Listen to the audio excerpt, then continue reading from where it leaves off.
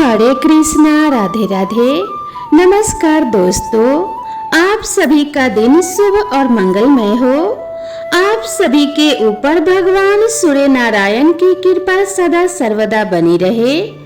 जिस तरह से सोमवार का दिन भगवान शिव को समर्पित होता है, उसी प्रकार से रविवार का दिन सूर्य देवता को समर्पित होता है।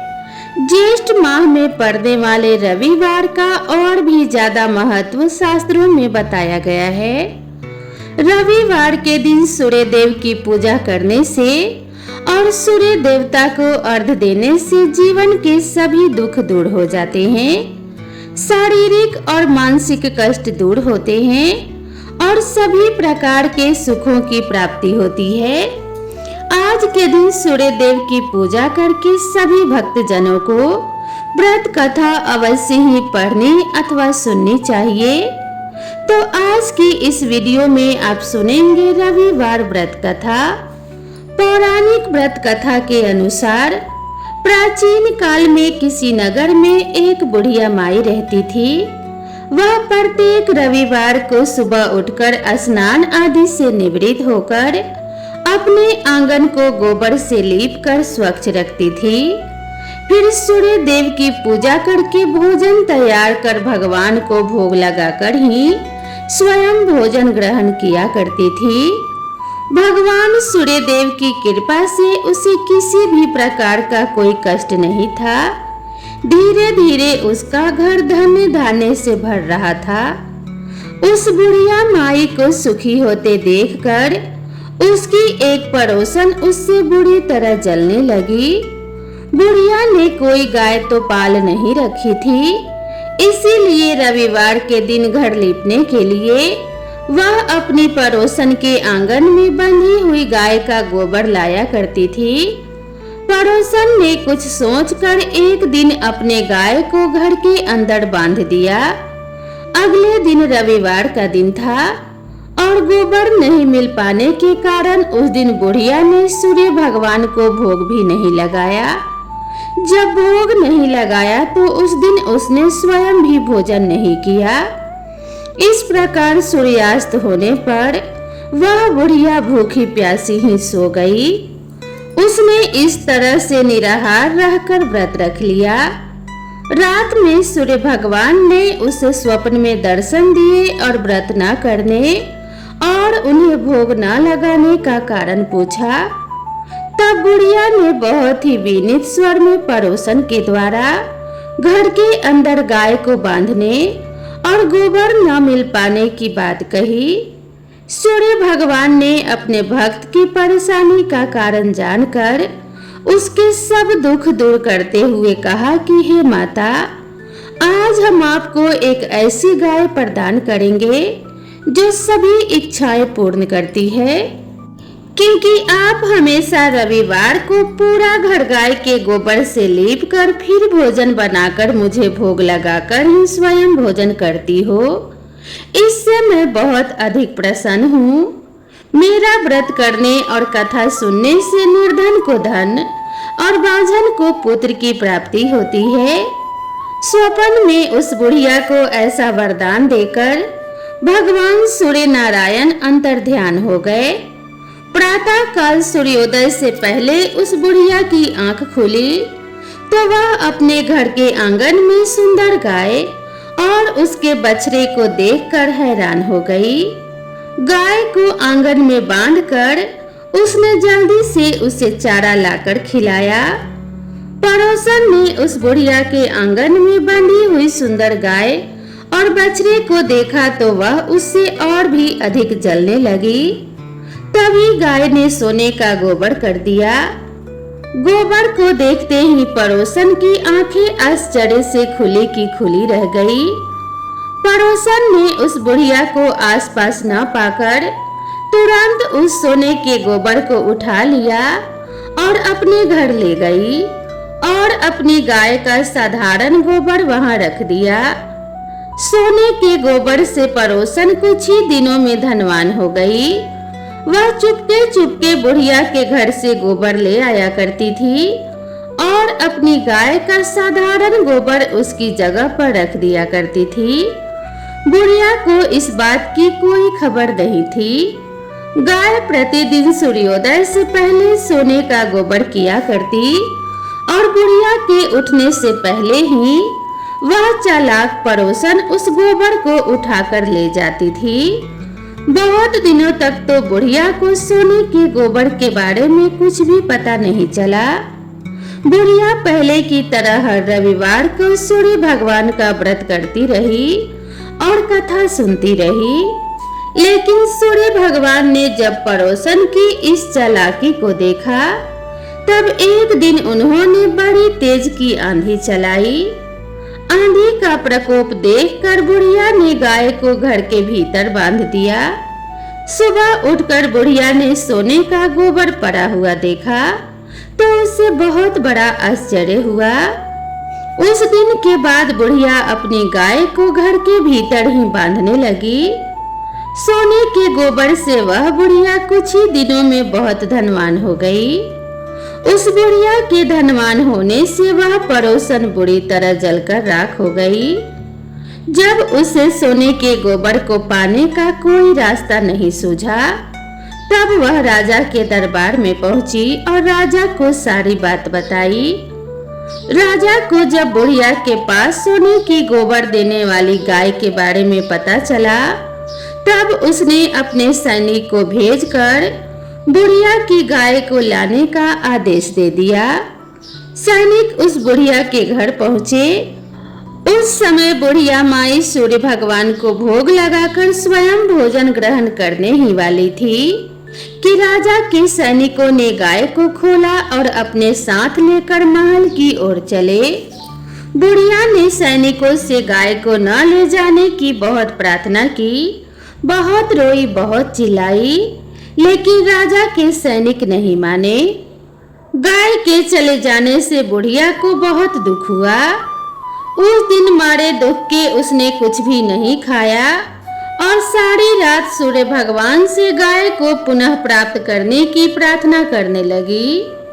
दूसरी ओर राजा को गाय को देखकर बहुत खुशी हुई, लेकिन अगले दिन जैसे ही सुबह राजा उठा, सारा महल गोबर से भरा हुआ देखकर घबरा गया। उसी रात सूर्य भगवान उसके सपने में आए और बोले कि हे राजन, यह गाय उस बुढ़िया माई को लौटा देने से ही तुम्हारा भला होगा। रविवार के व्रत से प्रसन्न होकर मैंने ही उसे यह गाय भेंट स्वरूप दी है। सुबह होते ही राजा ने उस बुढ़िया को महल में बुलाकर बहुत से धन के साथ सम्मान सहित गाय लौटा दिया और अपनी इस गलती के लिए क्षमा भी मांगी। इसके बाद राजा ने पड़ोसन को दंड दिया। इतना करने के बाद राजा के महल से गंदगी दूर हो गई और उसी दिन से राज्य में राजा ने घोषणा कराई कि सभी स्त्री पुरुष रविवार का व्रत किया करें। रविवार का व्रत करने से सभी लोगों के घर धन्य धान्य से भर गए। चारों ओर खुशहाली छा गई। जिन्हें शारीरिक कष्ट था, उनके सभी शारीरिक कष्ट भी दूर हो गए। इस प्रकार समस्त नगर को सूर्य देव की कृपा प्राप्त हो गई। इसीलिए हर रविवार के दिन जो भी भक्त सच्चे मन से सूर्य देव की पूजा करके उपवास रखता है और इस कथा को पढ़ता या दूसरों को सुनाता है, सूर्य देव की कृपा से उसके सभी कष्ट दूर हो जाते हैं। यदि व्रत ना भी रख पाए तो भी सुबह सूर्य देव को अर्घ देकर सूर्य देव की पूजा करके इस कथा को अवश्य ही पढ़ना और सुनना चाहिए। कथा के अंत में और शुरू में प्रेम से जयकारा बोलना चाहिए। बोलिए सूर्य नारायण भगवान की जय। अब आइए श्रवण करते हैं सूर्य देव की दूसरी कथा, जिसे सुनने मात्र से घर में सुख समृद्धि का वास होता है और सभी मनोकामनाओं की पूर्ति होती है। देवलोक के शिल्पकार विश्वकर्मा की एक पुत्री थी जिनका नाम था संज्ञा। वह दिन भर तपती धूप में खेला करती थी। सूर्य की तेज किरणों का जैसे उन पर कोई असर ही नहीं होता था।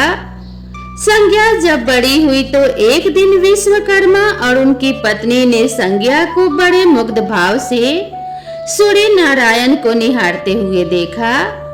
यह देख विश्वकर्मा बोले, देवी ऐसा लगता है हमारी बेटी सूर्य पर मोहित हो गई है।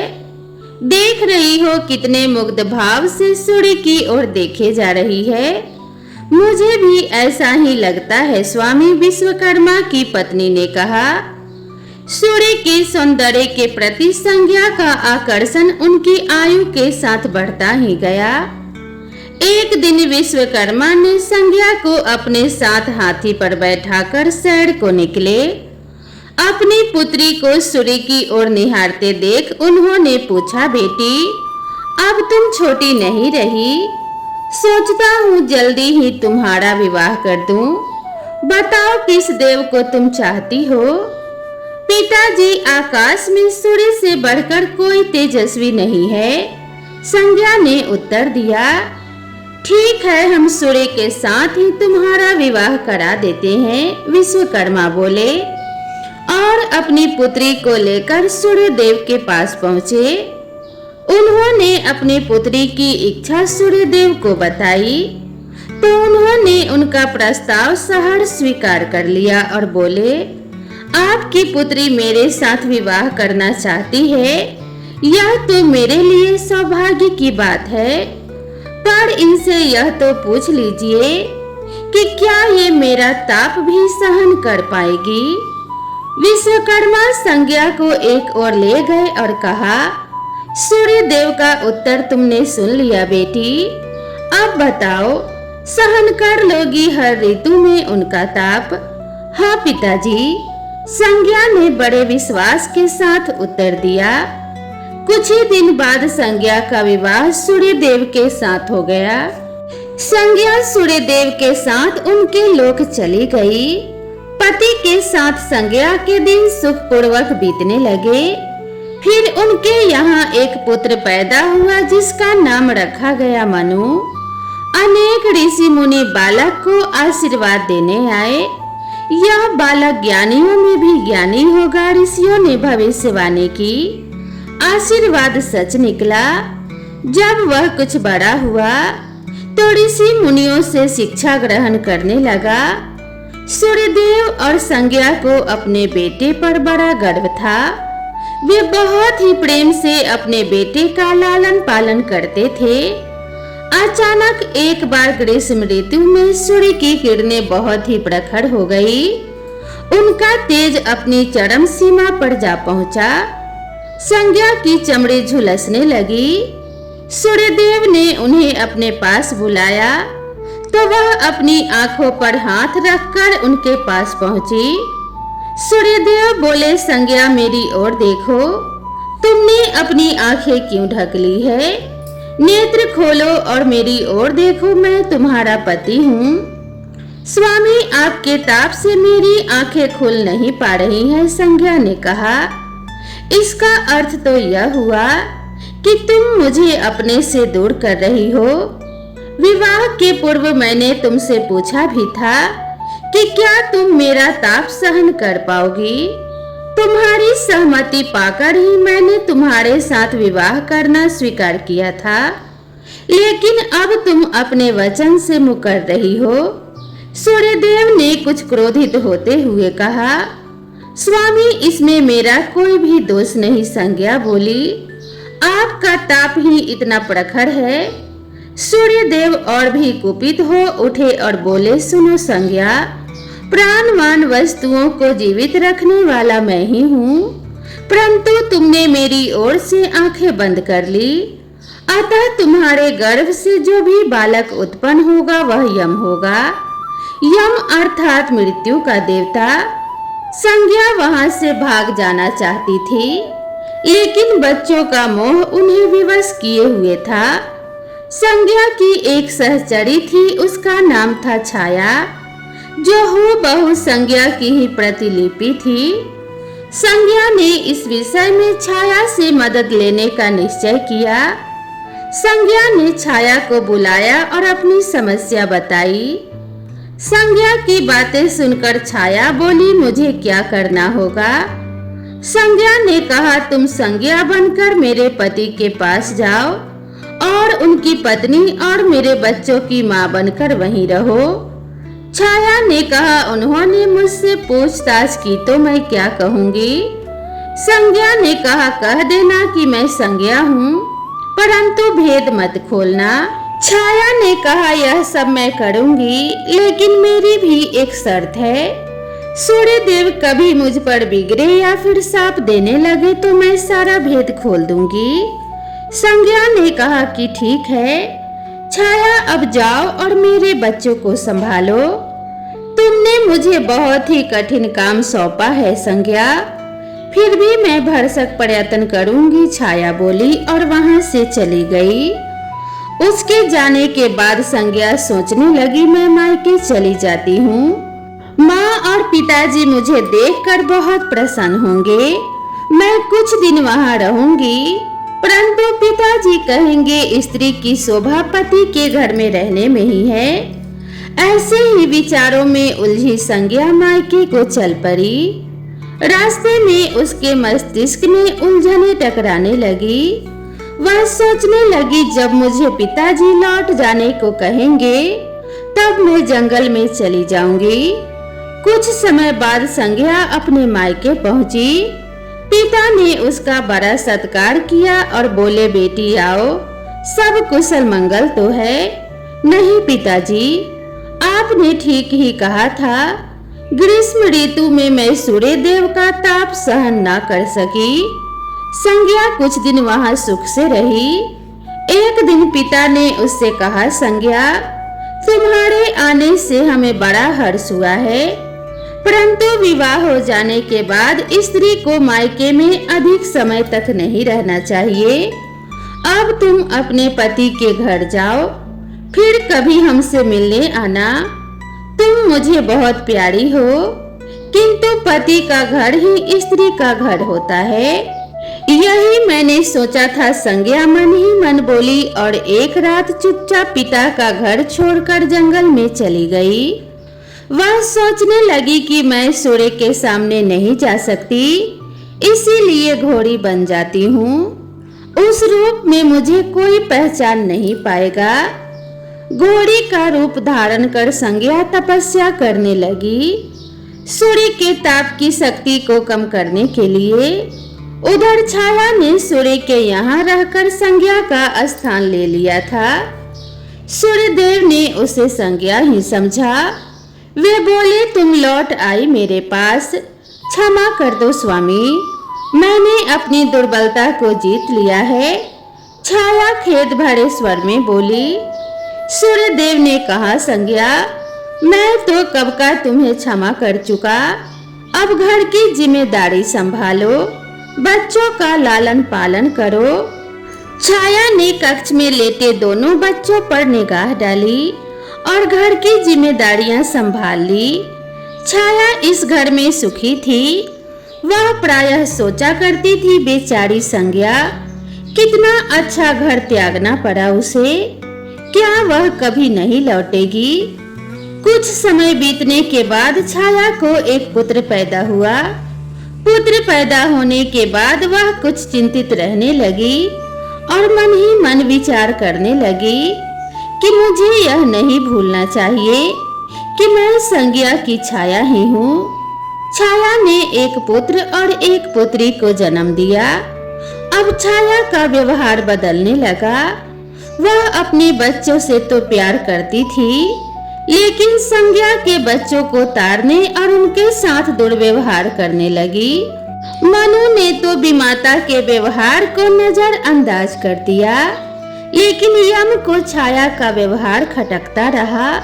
माता छाया का यमुना बहन के साथ ऐसा व्यवहार करना उचित नहीं। वह अपने बच्चों के साथ तो कितना अच्छा व्यवहार करती है, परंतु हम भाई बहन से नफरत करती है। एक दिन तो हद ही हो गई। छाया ने यमुना के बाल पकड़े और उसे डंडे से पीटते हुए बोली कि तुम लोग मरते भी तो नहीं, मर जाओ तो मेरा पीछा छूटे। जब छाया देर तक यमुना को पीटती रही तो यम से रहा नहीं गया। उसने जाकर छाया का हाथ पकड़ लिया और गुस्से से बोला, बस माता, अब तुमने यमुना पर हाथ उठाया तो मुझसे बुरा कोई नहीं होगा। अच्छा, तेरी यह हिम्मत मुझे धमकी देता है। ठहर, आज मैं तेरे पिता से इसकी शिकायत करूंगी। छाया क्रोध से सिहर उठी। छाया ने तो इस डर से सूर्यदेव से शिकायत नहीं की कि कहीं उसका भेद उजागर न हो जाए, लेकिन यम और यमुना ने तंग आकर अपने पिता से उसकी शिकायत अवश्य कर दी। पिताजी, यह स्त्री हमारी माँ नहीं है। यम ने कहा, हाँ पिताजी, पुत्र माता से विमुख हो सकता है, परंतु माता की ममता कभी कम नहीं होती। यमुना भी बोल उठी, मैं देख लूंगा, तुम दोनों जाओ, डरो नहीं, सब कुछ ठीक हो जाएगा। ऐसा कहकर सूर्यदेव ने बच्चों को धैर्य बंधाया, लेकिन बच्चों के जाते ही वे सोच में पड़ गए। बच्चे ठीक कहते हैं, यह अवश्य ही कोई मायाविनी है। सूर्यदेव गुस्से में भरकर छाया के पास पहुंचे और उसके केस पकड़कर झकझोरते हुए बोले, सच बताओ, तुम कौन हो, अन्यथा मैं तुम्हें कठोर दंड दूंगा। ठहरिए स्वामी, भय से कांपती हुई छाया बोली, मैं संज्ञा की छाया हूँ। वह आपकी देखभाल का भार किसी को सौंपे बिना नहीं जाना चाहती थी, इसीलिए मुझे आपके पास भेज दिया। वह कहाँ गई? सूर्यदेव ने पूछा। छाया ने कहा, अपने पिता के यहाँ। सूर्यदेव सीधे विश्वकर्मा के पास पहुँचे और उनसे पूछा, संज्ञा कहाँ है? वह तुम्हारे तेज से बचने के लिए यहाँ आई थी, विश्वकर्मा ने बताया। अब वह कहाँ है? मैंने ध्यान करके पता किया है कि उसने घोड़ी का रूप ले लिया है। वह जंगल में घूमती रहती है और तुम्हारे तेज को घटाने के लिए तपस्या कर रही है, विश्वकर्मा ने सूर्यदेव को बताया। तो आप मेरा तेज घटा दीजिए, फिर उसे खोजने के लिए चलते हैं, सूर्यदेव बोले। विश्वकर्मा ने सूर्यदेव के तेज का 8वां भाग छांट दिया, जिससे उनका तेज घट गया। फिर वे संज्ञा को खोजने निकले। उन्होंने राहगीरों से पूछताछ की कि तुमने इधर कोई घोड़ी देखी है? हाँ, एक विलक्षण घोड़ी को हमने नदी के पास विचरण करते देखा है, राहगीरों ने बताया। उसमें विलक्षण क्या बात है? वह घोड़ी मानवीय भाषा में बोलती है, देव राहगीरों ने उत्तर दिया। तब तो वह अवश्य ही संज्ञा होगी, सूर्यदेव बोले। घोड़ी सूर्य के निकट पहुंची और कहा, संज्ञा, मैं सूर्य हूँ, तुम्हारा पति। अब तुम यह घोड़ी का रूप त्याग दो। जब तक मेरी मनोकामना पूरी नहीं होगी, मैं यह रूप नहीं त्यागूंगी। घोड़ी बनी संज्ञा ने उत्तर दिया। तुम्हारी मनोकामना तो पूरी भी हो गई है, सूर्यदेव ने कहा। सूर्यदेव ठीक कहते हैं बेटी, विश्वकर्मा बोले। मैंने इनके तेज का 8वां भाग कम कर दिया है। पिता से आश्वासन पाकर संज्ञा ने अपना घोड़ी वाला रूप त्याग दिया और अपने स्वाभाविक रूप में आ गई। वह हर्ष और विभोर से अपने पिता से लिपट गई और फूट फूट कर रोने लगी। फिर संज्ञा ने झुककर सूर्यदेव के पांव छुए और पूछा, स्वामी, हमारे बच्चे तो सकुशल है ना? हाँ, दोनों बच्चे ठीक हैं। मानो यम और यमुना को अब फिर से माँ मिल जाएगी। सूर्यदेव ने मुस्कुराकर कहा, मैं अब कभी भी अपना घर त्याग कर नहीं जाऊंगी, संज्ञा बोली। आप छाया को क्षमा कर देना और अपने साथ ही रखना। दोनों का मिलन देखकर विश्वकर्मा ने भी अपना आशीर्वाद प्रदान किया। जाओ और सदा सुख शांति से रहो। सूर्यदेव और संज्ञा सूर्यलोक पहुँचे और छाया और बच्चों के साथ आनंद पूर्वक रहने लगे। तो प्रेम से बोलिए सूर्य नारायण भगवान की जय। दोस्तों, आप सभी को यह वीडियो कैसी लगी कृपया कमेंट करके ज़रूर बताएं और इसी तरह की नई नई कथा और नई नई कहानियों के लिए मेरे चैनल से जुड़े रहें। तो मिलते हैं इसी तरह की नेक्स्ट वीडियो में। तब तक आप सभी दोस्तों से निवेदन है कि चैनल पर पहली बार आए हैं तो चैनल को सब्सक्राइब जरूर करें और इसी तरह की नई नई कथा और नई नई कहानी के लिए मेरे चैनल से जुड़े रहें। तो मिलते हैं नेक्स्ट वीडियो में, तब तक के लिए राधे राधे।